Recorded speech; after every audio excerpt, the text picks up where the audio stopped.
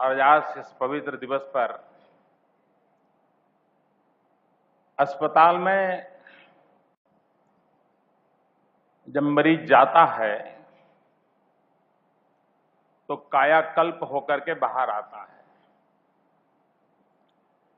लेकिन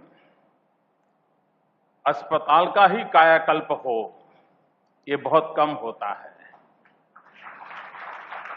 और आज मैं देख रहा हूं कि 98 ईयर ओल्ड एक अस्पताल का कायाकल्प हुआ है, उसे एक नया जीवन मिला है। एक प्रकार से जीवन का एक नया आरंभ हो रहा है इस अस्पताल का। और इस काम को करने के लिए नीता बहन को और रिलायंस फाउंडेशन को मैं हृदय से बहुत बहुत बधाई देता हूं। हमारे देश में जब दुनिया के साथ कंपैरिजन होती है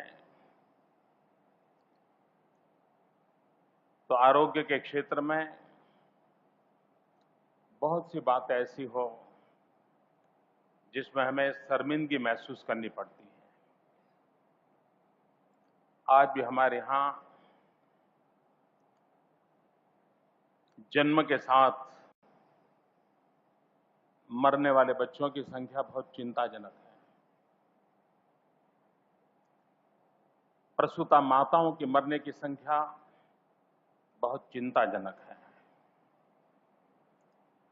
कोई एक बच्चा अगर बोरवेल में गिर जाए तो देश भर के मीडिया के लोग वहां पहुंच जाते हैं, रनिंग कमेंट्री देते हैं, वो हिल रहा है, सांस की आवाज आ रही है, रोने की आवाज आ रही है, और हर परिवार खाना वाना छोड़ करके टीवी स्क्रीन के सामने बैठ जाता है। और जब तक वो बच्चा जिंदा नहीं निकलता है एक मायूसी का माहौल रहता है। एक बच्चा बोरवेल में गिर जाए देश परेशान हो जाता है। लेकिन हमें पता नहीं होता है कि हमारे अगल बगल में सैकड़ों की तादाद में बच्चे जन्म के साथ ही मृत्यु की शरण हो जाते हैं। कभी बालक मर जाता है, कभी मां और बालक दोनों मर जाते हैं। और कारण जो प्राथमिक सुविधाएं चाहिए उसका अभाव है। और तब जाकर के समाज और सरकार मिल करके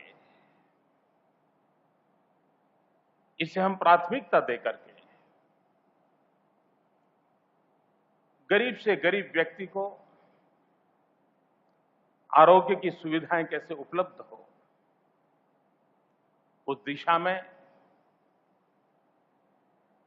जितने प्रयत्न हम करें कम है। उसमें आज एक आधुनिक स्वरूप में इस अस्पताल का मध्यम वर्गीय गरीब परिवारों के लिए बहुत उपकारक सिद्ध होगा।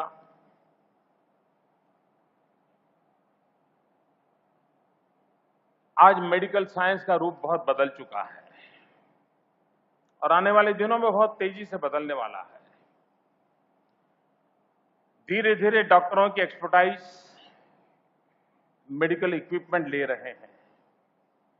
ज्यादातर इक्विपमेंट तय कर देता है कि आपकी क्या तकलीफ है, बाद में डॉक्टर के हाथ केस जाता है। और इक्विपमेंट के क्षेत्र में इतनी कठिनाई है कि इतने कॉस्टली इक्विपमेंट्स हैं कि सामान्य अस्पतालों में इसको बसाना बड़ा मुश्किल है। और इसलिए हमने एक इनिशिएटिव लिया है, मेक इन इंडिया।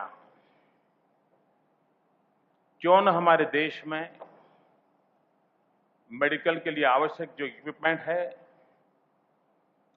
उस इंडस्ट्री को बढ़ावा मिले,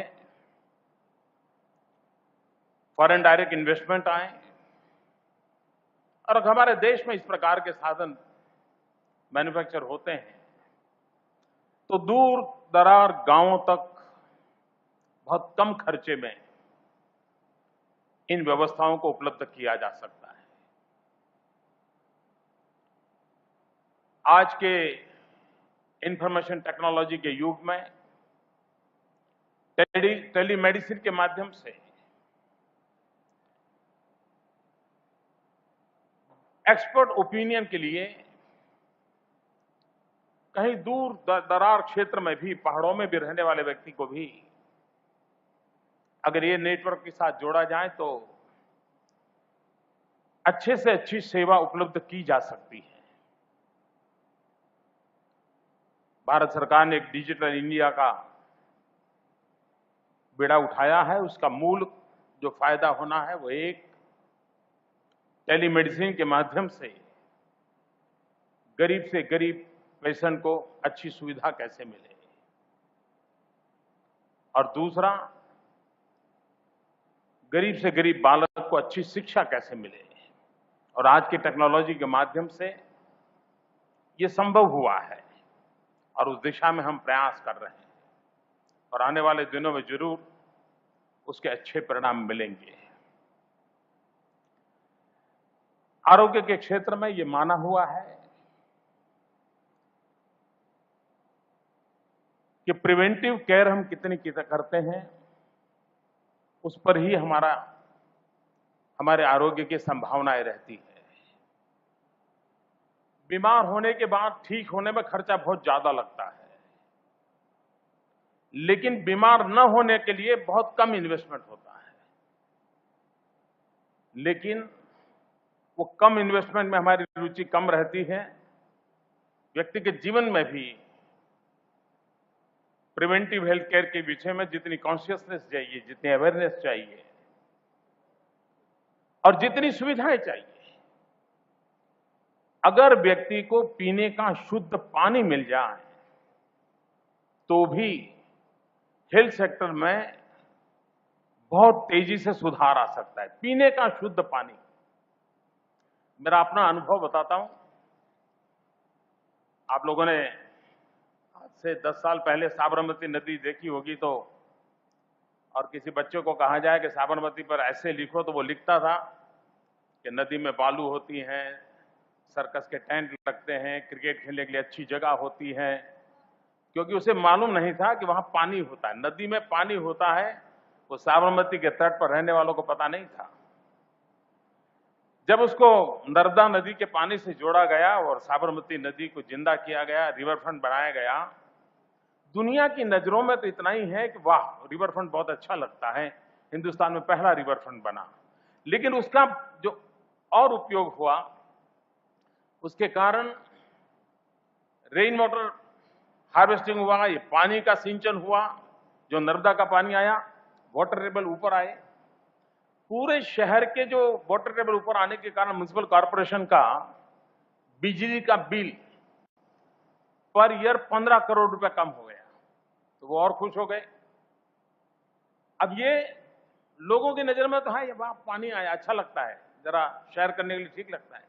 लेकिन सबसे बड़ी बात, जिन लोगों ने आज से 10 साल पहले, 12 साल पहले अखबार देखेंगे, अगर 5 दिन 7 दिन भी बारिश ज्यादा रहती थी तो अस्पताल की तस्वीरें अखबार में छपती थी।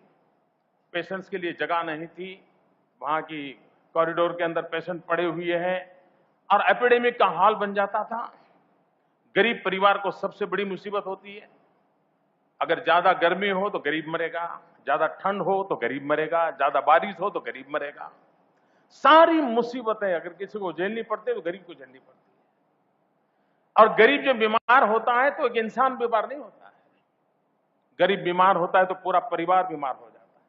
अगर ऑटो रिक्शा चलाता है, बीमार हो गया, 3 दिन तक पूरा घर भूखा मरता है। लेकिन ये पानी के कारण,